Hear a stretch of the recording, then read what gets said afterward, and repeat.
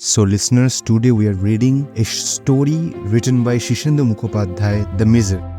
Shirshendu Mukhopadhyay, a celebrated Bengali author born on November 2, 1935 in Mymensingh, now in Bangladesh, was enriched Bengali literature for over 6 decades. His work spanned across genres for both children and adults, with a particular flair for creating memorable fictional detectives like Dan Shobor. After moving to Kolkata during the partition, Shirshendu Mukhopadhyay pursued his education in Bengali literature and initially worked as a school teacher. Later, he joined the renowned Anandabazar Potrika and has been associated with the esteemed magazine Desh. Mukhopadhyay's literary universe is vast and vivid, filled with psychological dramas, social commentaries, and supernatural mysteries.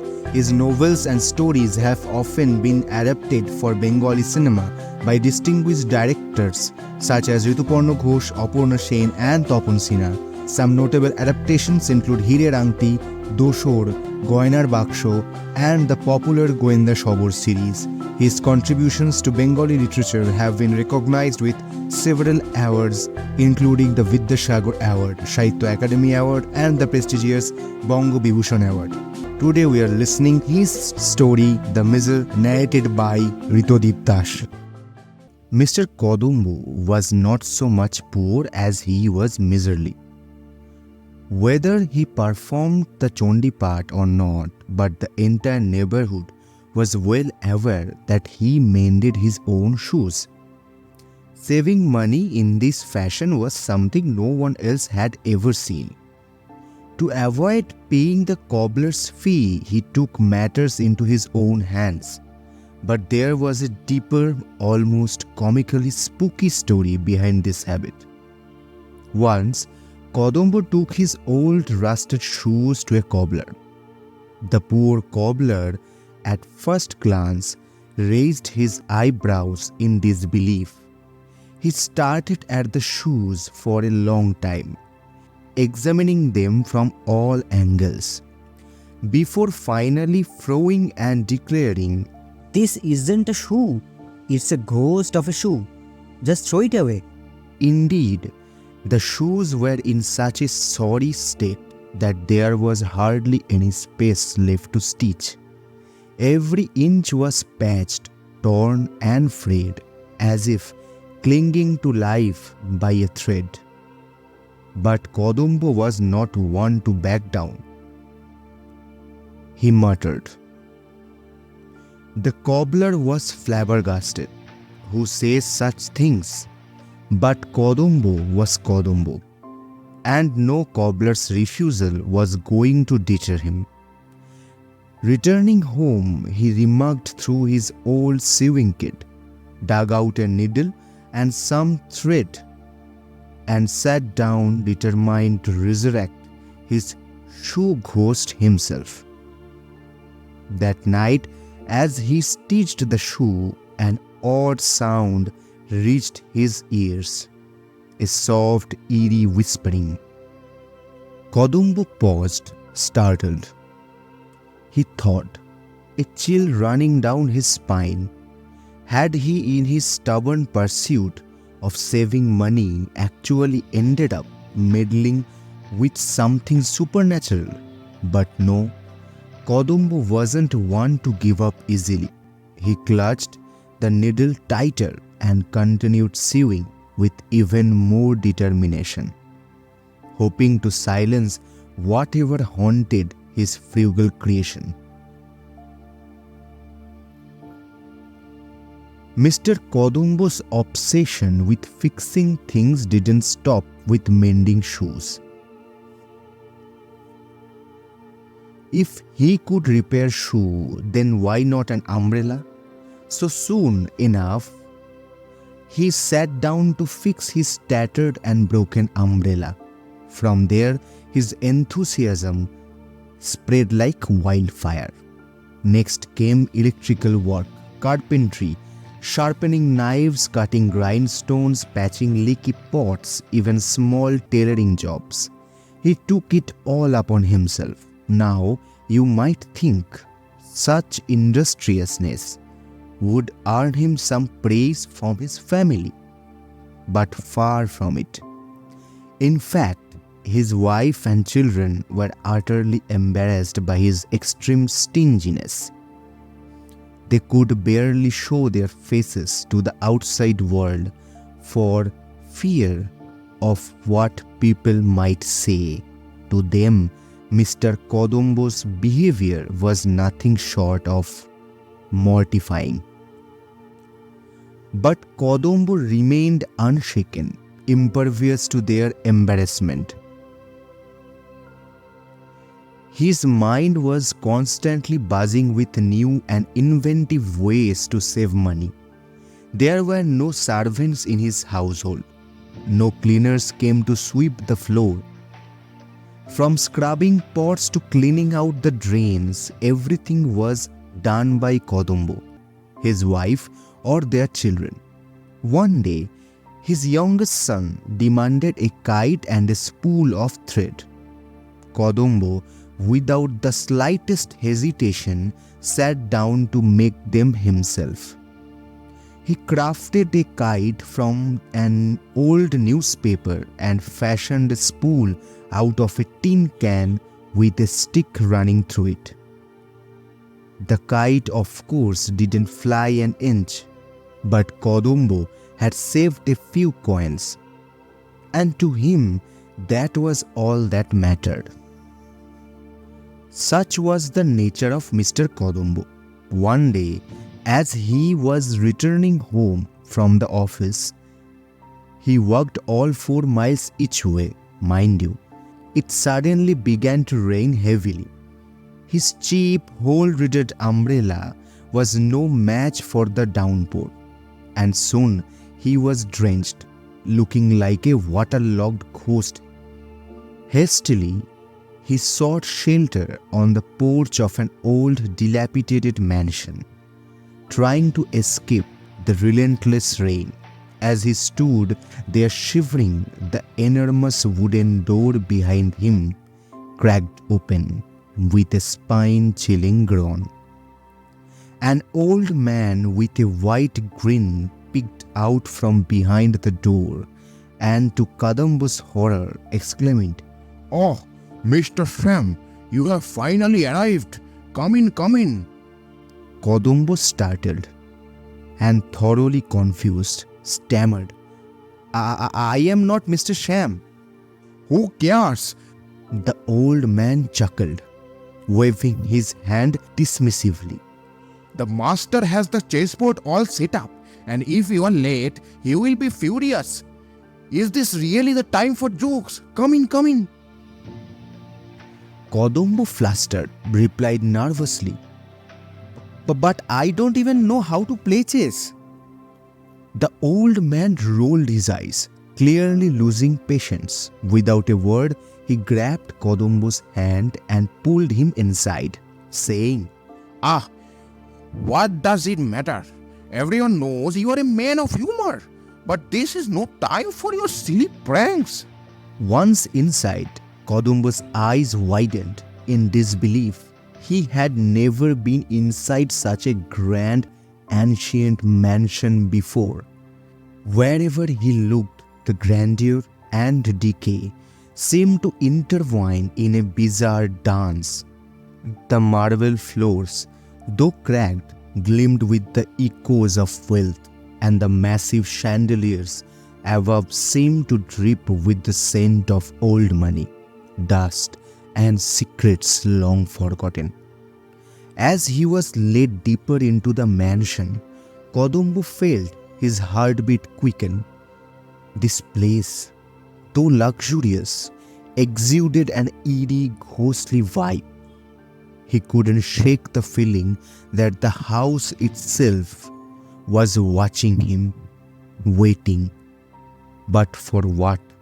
By this point, Mr. Kodombo had lost the ability to insist that he wasn't Mr. Sham, that they had mistaken him for someone else. His voice had flattered, and now he stood there, dumbstruck, his eyes wandering around the opulent mansion. His miserly mind couldn't help but calculate the value of everything in sight. how much the marble floors must have cost. The price of that grand wall clock over there. Meanwhile, water was dripping from his soggy umbrella, forming little puddles on the polished floor. The old man, without warning, snatched the umbrella from Kodumbo's hand, exclaiming, Good heavens, Shyam Babu, where on earth did you get this ragged patched up umbrella, and what happened to the fine Japanese one you used to carry around? Kodumbo, still trying to process everything, managed to stutter. Japanese umbrella? The old man gave him a playful pinch on the stomach and said, Oh, come on now, a man of your refined taste walking around with such a thing, it's unheard of. By this time, water had seeped into Kodumbo's torn shoes, and they made a squelching sound with each step.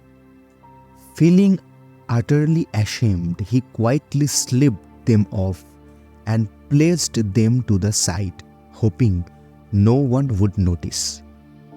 But the old man's sharp eyes didn't miss a thing. He stared at the shoes in horror, as if they were an abomination, and shrieked, Where are your golden threaded Nagra shoes, and what is this instead? Now, Kodumbo was miserly, yes, but unlike many others of his kind, he was fully aware of his stinginess. Ordinary misers don't even realize they're being miserly. They think it's perfectly normal, but Kodumbo was different. He knew very well how embarrassing it was, and so, hearing the old man's words, a deep sense of shame washed over him. He even forgot for a moment that he wasn't Shyam Babu and mumbled, It's the monsoon season, that's why I didn't wear the Nagra shoes. The old man, with a mocking smile, said, Is it believable that someone with 150 pairs of shoes would get attached to a simple Nagra pair? Shyam Babu wearing torn shoes to a nobleman's house. The world is coming to an end. Kodumbo, now completely rattled, cast a nervous glance at his own attire. He was dressed in a coarse mill-woven dhoti and a cheap worn-out shirt. Certainly, Shyam Babu didn't wear clothes like this. Almost as if reading his mind, the old man suddenly said, Ah, you must have come in disguise today, Shyam Babu. It's only natural. Don't the worthy also feel like dressing as poor sometimes? Otherwise, how could Shyam Babu come dressed in patched up clothes and a frayed dhoti? Kodumbo, unable to do anything but go along with the farce, forced a nervous laugh. Yes, you have got me, he said quickly. They continued walking, passing through the grand hall into a massive anteroom. Kodumbo was utterly spellbound by the splendor surrounding him. On either side there were statues carved from stone, huge oil paintings that seemed to watch him as he walked by. And beneath his feet a soft, luxurious carpet that seemed to swallow every step. Kodumbo had never seen anything like this with his own eyes. He had only heard of such extravagance in stories. But now, as he stood in the midst of such grandeur, his miserly heart couldn't stop calculating. How much money must have been wasted on all this nonsense? He thought to himself, his head starting to spin from the sheer excess of it all. They walked through the long corridor, lined with room after room, each door draped with brocade curtains or something equally expensive. The walls were adorned with elaborate carvings, and chandeliers hung in abundance, sparkling with a brilliance that made Kodambo's head spin. Each chandelier alone must have cost at least 1,000 rupees, he thought. Kodambo couldn't think no more. As they reached the end of the anteroom, the old man began ascending a wide, sweeping staircase and said, The master will enjoy seeing you today, especially since you have come in disguise. Kodambo, utterly out of place, could only manage an awkward chuckle. He had never imagined that a staircase could be this grand. The entire thing was made of marbles, wrapped in plush carpet, and it felt almost sinful to even set foot on such extravagance. Upon reaching the second floor, Kodambo found himself utterly dumbfounded. The enormous room they entered was like a royal court, but everything was made of silver. It was as if a treasure trove had exploded and spread silver to every corner of the room. Wherever he looked, there was silver vases, silver flower pots, silver tables, silver chairs, and even enormous photographs framed in silver. Kodambo's eyes blinked in disbelief. The old man smirked, his voice dripping with sarcasm. What happened, Shyam Babu? Is this place unfamiliar to you? Will you just stand there in the silver hall? The master has been waiting for you in the golden chamber for ages now. Come quickly. Golden hall? Kodambo's heart started racing, beads of sweat forming on his brow.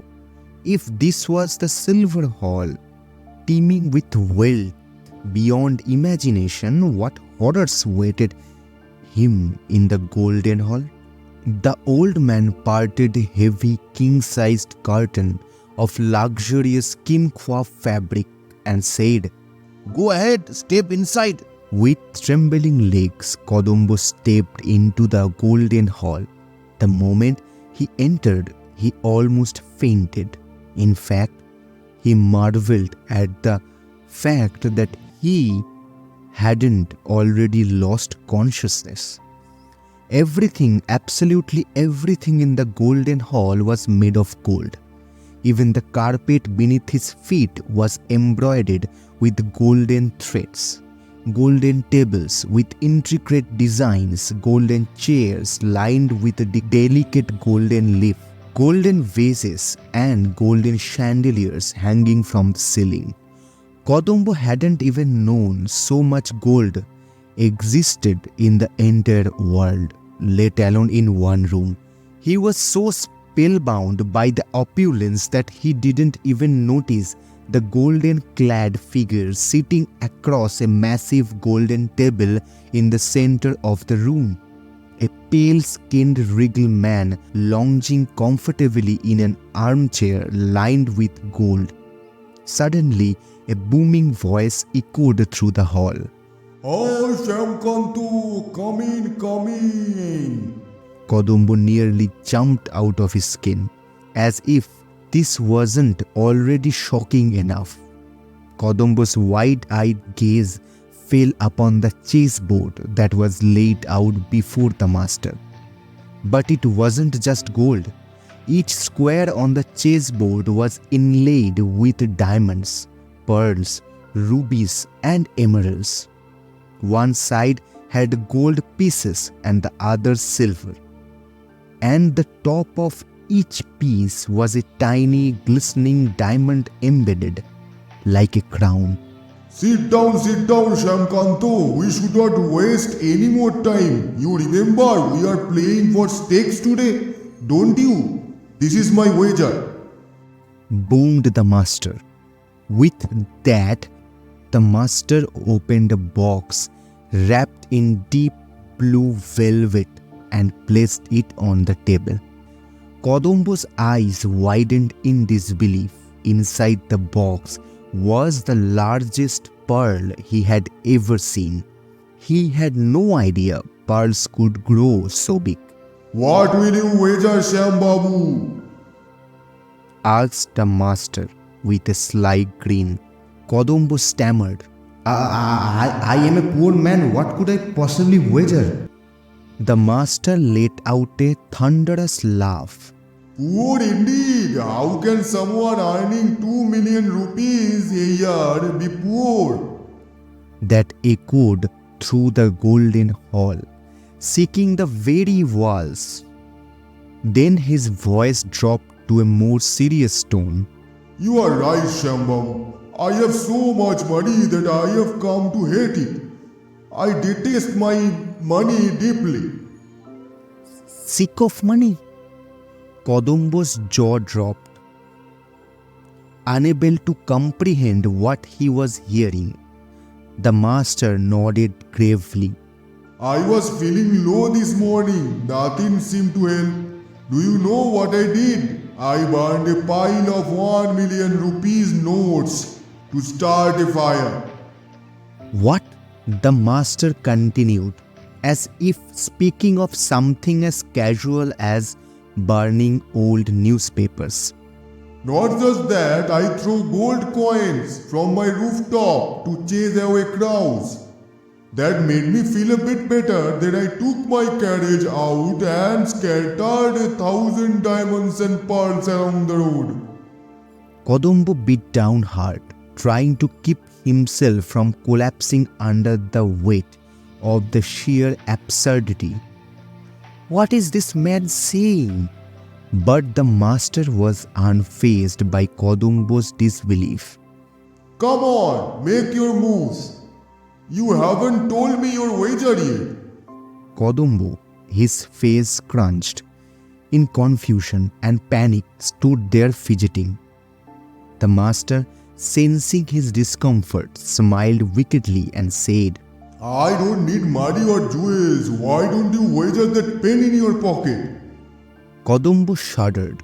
The pen, it was a cheap fountain pen he had brought for 8 annas from a street vendor. But with no other option, he gingerly placed the pen on the table opposite the pearl, as though it were an offering to some malevolent deity. But what move? Kodambo had no idea how to play chess. He shut his eyes and randomly pushed a piece forward. Bravo! Exclaimed the master. Kodambo excelled in relief. Carefully watching the master, he copied a few more moves, pretending to know what he was doing. Suddenly, the master gasped in astonishment. What is this? You have checked me. What sorcery is this? I am defeated. And then the master burst into thunderous, booming laughter. It was such an overwhelming laugh that Kodambo's head began to spin.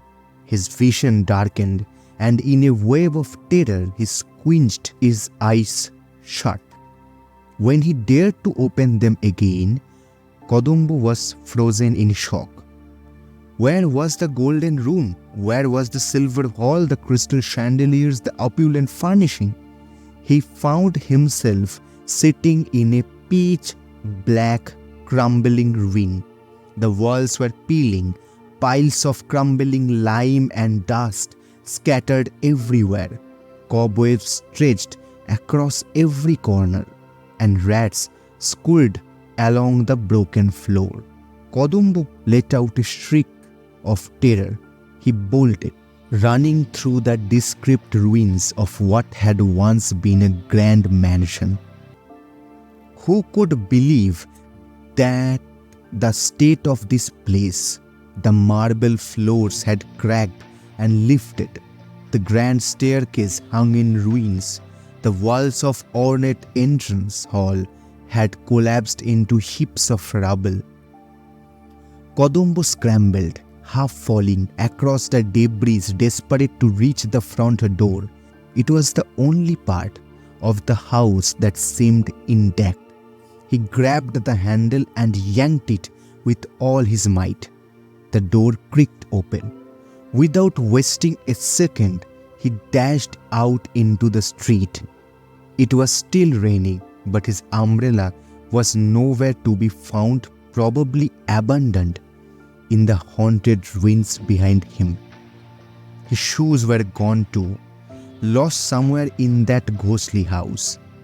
Kodambu suddenly stopped, panting, and started to think, what's the point of saving all this money if I end up like that in a house of ghosts? Filled with an unfamiliar resolve, Kodambu marched straight into a shop and bought himself a fine, sturdy umbrella. Then he entered a shoe store and purchased a brand new pair of shoes. But as he stepped out, a thought crossed his mind. It doesn't seem right to buy things just for myself. So he went back into the shop and bought a beautiful sari of his wife and clothes for his children too. By the time he left, Kodambu Babu's spirits were soaring. He had never felt so good in his life.